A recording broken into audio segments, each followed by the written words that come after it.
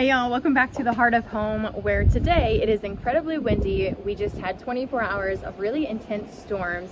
We're about to jump into an incredibly hot weekend, a couple days here with lots more wind, and then like a week full of storms. So we're about to be in for it. Because I'm not some big YouTuber who can afford fancy cameras and microphones, I'm gonna apologize now. If the audio on this just completely sucks, I'm sorry. If you want me to have a better filming setup, go ahead and keep watching my videos so that I can actually make money someday off this. Wouldn't that'd be incredible? It's not the goal, but it would definitely be a blessing. Anyways, today we are in store to harvest our garlic. I actually just got done checking the worm bins because if you've watched one of my recent videos, I had a fiasco happen with my worm bins after one of our other recent storms, how my worms were drowning. And if you have a worm farm, you know, worms are very much like people. They don't swim well, and when they don't swim well, they drown, and when they drown, they die. And so I was just mortified because I thought I killed another worm bin, and fortunately I did not. I saved them, but because of last night's storm, I had to get out here and rescue my one bin. There's one bin that always floods for whatever reason. I need to figure this out, trial some stuff, but it was full to the top of water just from the amount of rain we've got within like 12 hours or so. So I rescued it. My hands are dirty. I need to go get the clippers to go harvest this garlic and grab the basket. Let's get to it.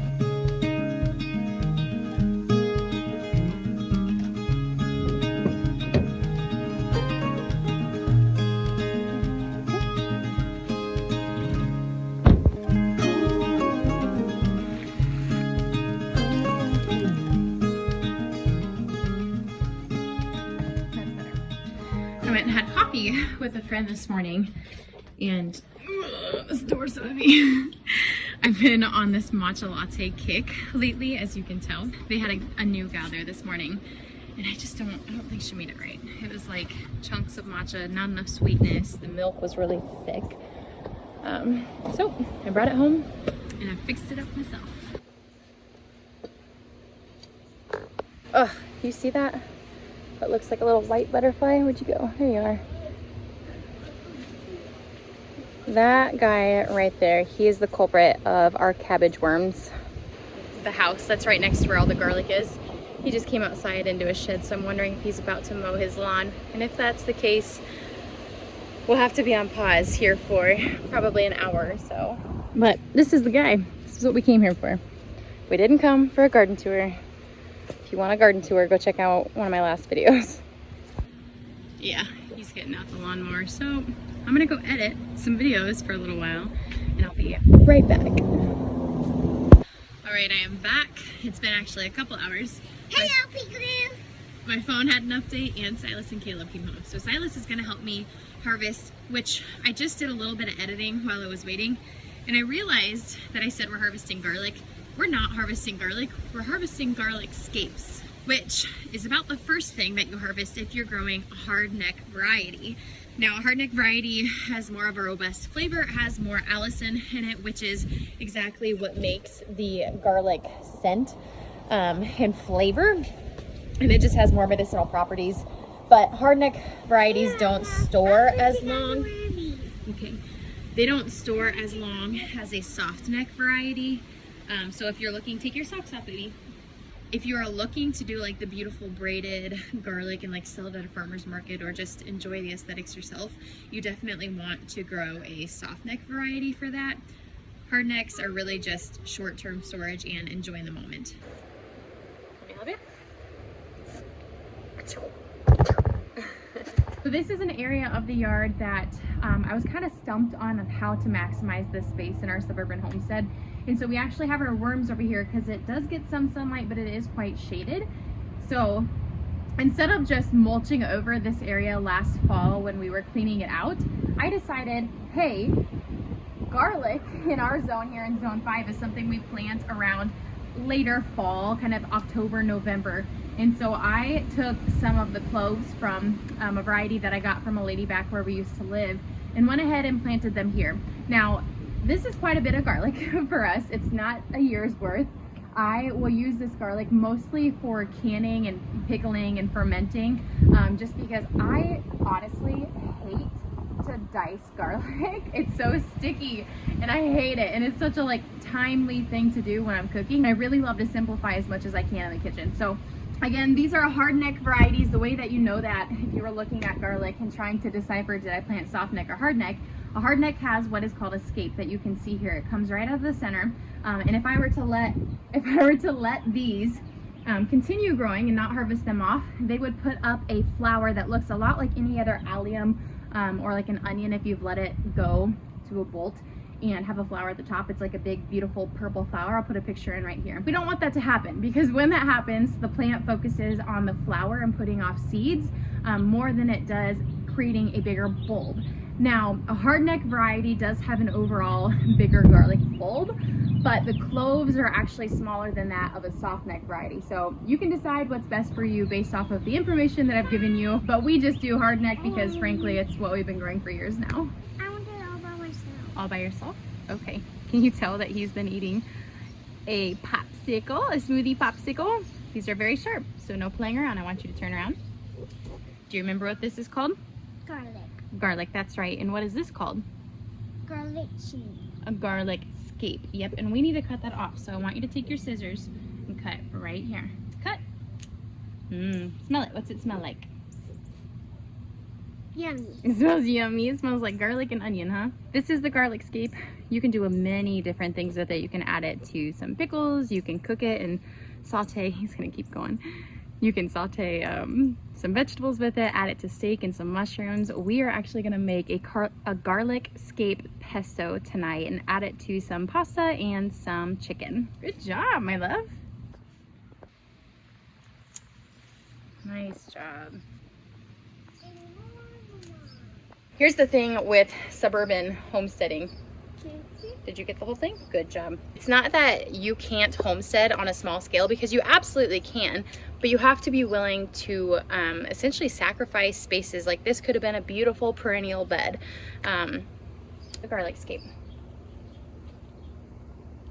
With trying to homestead or just garden even in a suburban lot or in a small yard or even, you know, a condo, deck, whatever it might be for you, the biggest thing you have to do is be willing to learn and sacrifice some spaces. So again, instead of just letting this be mulched and adding some beautiful perennial flowers, I added something edible that is going to feed and nourish our family. Wow, look at this one. That one looks like a spring, doesn't it? Can I eat it? You can eat it. You want to take a bite? Which side are you going to take a bite of? The end?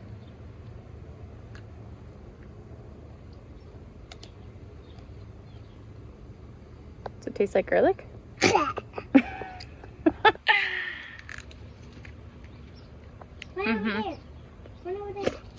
It's definitely like biting into a raw clove of garlic, which isn't the most pleasant thing. Nice work, bud. Keep it up.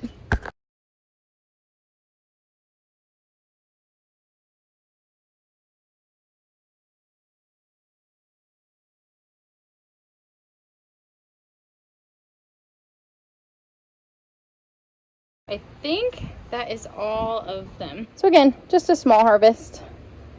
The reason we're cutting these off is to encourage the garlic to bulb up some more before the plant is at its capacity. You might be wondering, if you've never grown garlic before, scapes only appear one time.